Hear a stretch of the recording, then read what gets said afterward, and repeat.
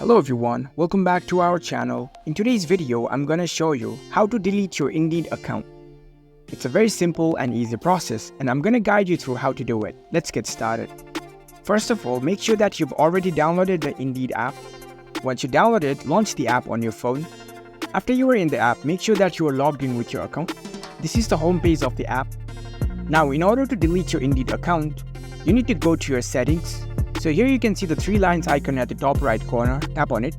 Now scroll down and find settings. Tap on settings. From the settings menu, you can see account settings option. Tap on it. Scroll down to the bottom. And here in red letters, you can see close my account. So in order to delete your Indeed account, you can tap on it. Now over here, you can give the reasons why you are deleting your Indeed account.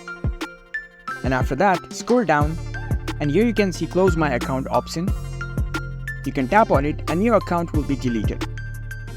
So that's it. That's how you can delete your Indeed account right from the app.